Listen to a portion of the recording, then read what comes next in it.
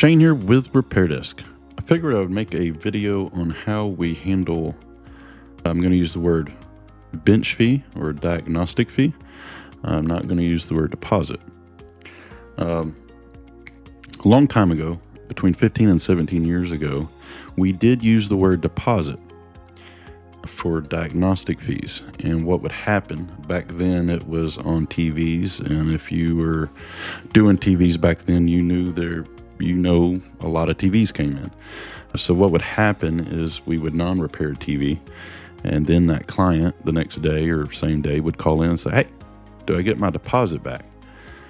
It is one of the most annoying things to have to deal with, wasting time. Back then, probably technicians on the phone, wasting time, people getting agitated. The word deposit just means you're putting money into something. It doesn't mean you get it back. But for some reason, at least in my area, in that 15 to 17 years ago, they assumed they could get that money back, and it was very annoying. So we banned the word deposit, and essentially those phone calls went away. And using the word fee, bench fee or diagnostic fee, they understand that they've just spent that money when they left, and they don't call back asking for it. So that is probably the number one reason why I don't use the term deposit and never really started using that deposit feature. Now, one of the cool things about RepairDesk, from coast to coast or from corner to corner of the globe, we do get to see how all these stores operate, and they can operate very, very differently from each other. So there is obviously more than one way to skin a cat with RepairDesk. And obviously the deposit bench fee feature will work, taking a deposit against a repair. But I'll show you the method that I use. So basically your client comes in, and in this particular case, I'm going to use laptop. And we really only use one manufacturer. And that way we only have about 60 SKUs to deal with. And then here's our bench fee. And then I have to do a couple little things. I do have a brand and model input down here.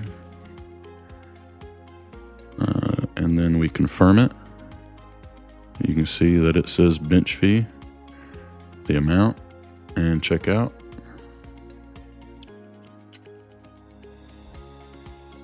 And then once we check out, you will notice on my system, repaired and collected is set to no. Full payment, receipt anyway. And then we'll take a look at the thermal invoice. And then you can see here, it says bench fee. So if they look at their receipt, we have communicated through the whole check-in process that it is a bench fee. There is no chance of a refund. For whatever reason, they think they can get a refund on a deposit, or at least used to. But it states very clearly it's a bench fee. And then once it gets to a technician,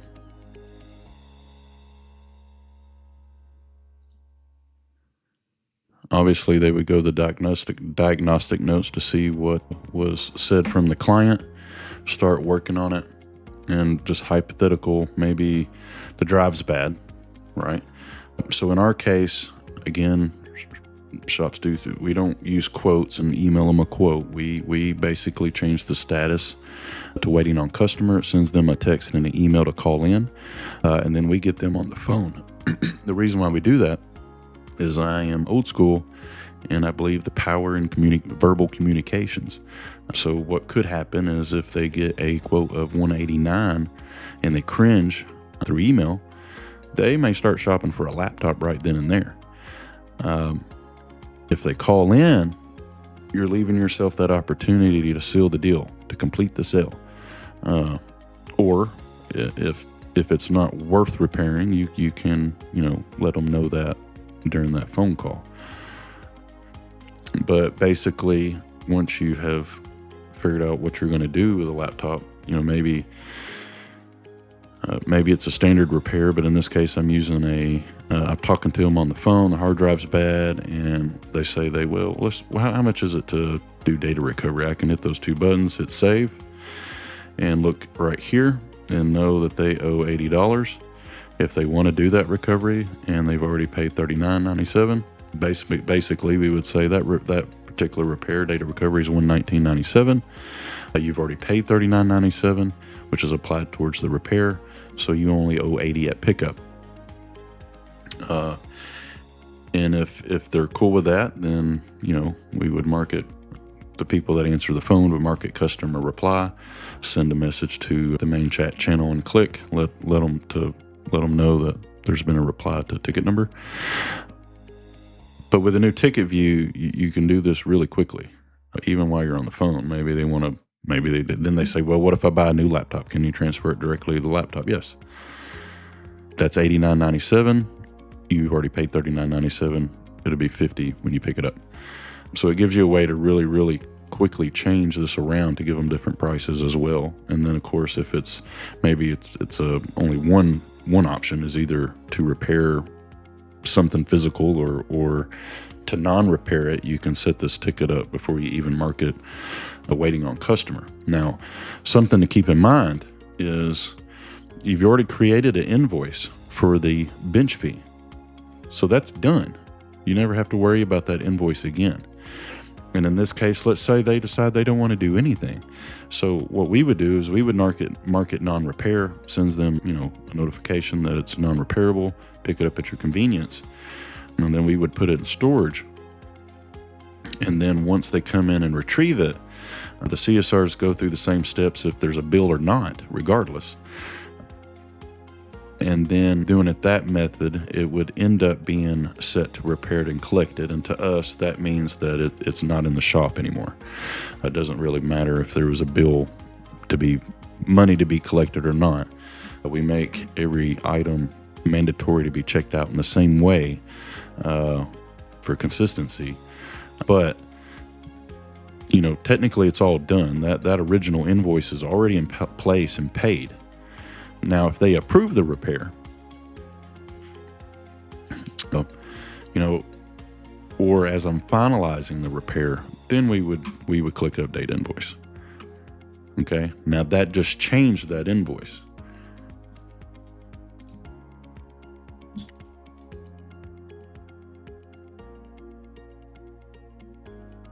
But we don't hit update invoice until we're almost generally finalizing the ticket.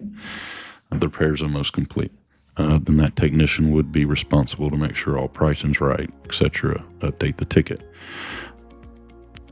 And I've also been audited before, and deposits are weird. If I would have had deposits, it would have caused me a little bit of trouble in the state that I'm in. Essentially, probably nothing would have came of it, but it would have been more questions. Doing it this way, a fee, it's labor.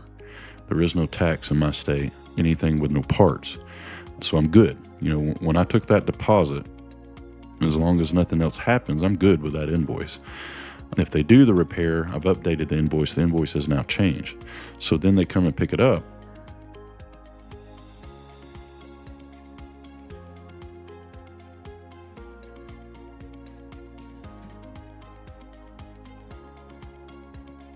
And you can see that it's no longer called a diagnostic fee, right? You're past that.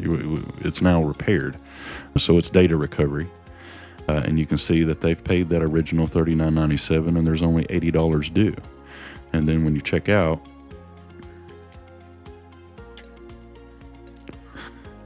and then at that point, it automatically sets it to repaired and collected when we're checking it out. And then I can finish out the ticket. So I just wanted to give you, it's one thing to say it, but I can kind of show you how it works and kind of why we do it that way. Like I said, we don't email quotes. We don't use quoting. We like to keep people on the phone to kind of make sure we seal the deal or rebuttal issues. If you send an email to someone, you send me an email for a $200 laptop repair, I'm immediately going to go shopping. If I call you, or if I call me, there's a possibility I may end up fixing my laptop. I guess it depends on how good your sales team is. And then, like I said, shops are different. And in mine, the people up front are not technicians. I don't want my technicians up front. I want them in the back with their head down. So my CSRs up front, they're not technicians. And they're, and we go through CSRs.